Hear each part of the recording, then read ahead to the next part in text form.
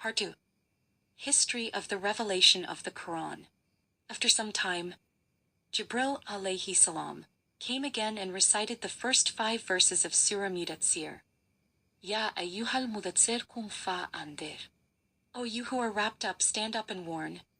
After this verse came, our mother Khadija bint Khuwaylid took the Prophet to her cousin, the greatest scholar of his time, who followed the Hanif religion and knew the Tawrat and Injil. His name's Warqa ibn Nawfal. When the Prophet Muhammad sallallahu alaihi wasallam started telling what had happened, Warqa's face turned red. Then he straightened up and stood. When the Prophet finished speaking, Warqa said with tears in his eyes, "Good news to you, O Muhammad. The one who came to you is the Namuus al-Akbar. It's the same Jibril alayhi salam who came to Prophet Musa alayhi salam and Prophet alayhi salam." Then he added, "O Muhammad, if I live to see the days when your people and your tribe oppressed you, torture you and exile you, I'll stand by you and support you." The Prophet, surprised by this, and say, "My friends, my family, my people, will they oppress me? Will they torture me?" Warqa replied, "Yes. Every prophet is oppressed and tortured by his own people and tribe. And you'll also face this." After the first revelation of Surah al-Laq in the cave of Hira, there was a period of silence known as Fatrat al-Wahi. During this time, the Prophet sallallahu alaihi wasallam was in a state of deep anxiety and longing for the return of the angel Jibril alayhi salam. When Jibril appeared again, he was seated on a throne between the sky and the earth. Overwhelmed by the majesty of the sight, Jibril alayhi salam, delivering the opening verses of Surah al-Mudaththir, served to activate the Prophet's mission, moving him from private contemplation to public action. Here's an explanation of the command. "O you who are wrapped up, arise and warn, and your Lord glorify, and your garments purify, and defilement shun." At that moment, the Prophet Muhammad sallallahu alaihi wasallam began to accept and prepare himself for everything that would happen to him for the sake of this blessed mission.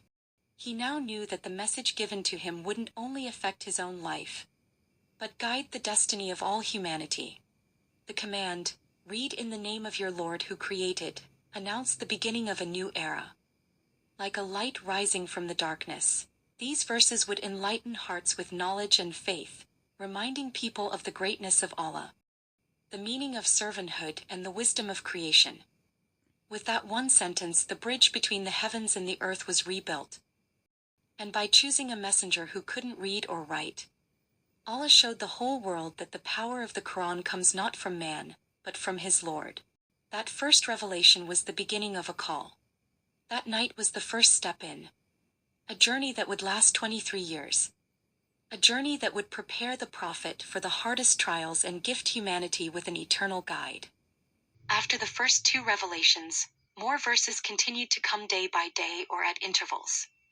This was the beginning of the last divine message to humanity. The Quran wasn't revealed all at once, but part by part over 23 years.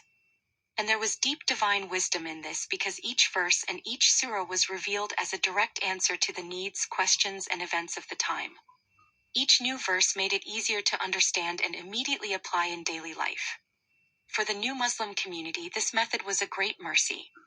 The verses taught the believers, improved their character, strengthened their faith, and step by step rebuilt the social order. Prayers, fasting, zakat, and hajj were not made obligatory all at once, but slowly preparing people's hearts and minds. It wasn't easy to leave the habits of jahiliyyah, but with the mercy of our Lord, the verses softened hearts and prepared people.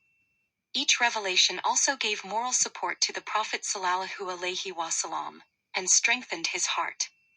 Especially during the hard years in Mecca, the stories of earlier prophets were told to give him patience and hope. Allah often said to him, "Be patient. The help of Allah is near." The first 3 years of the call were the period of secret invitation.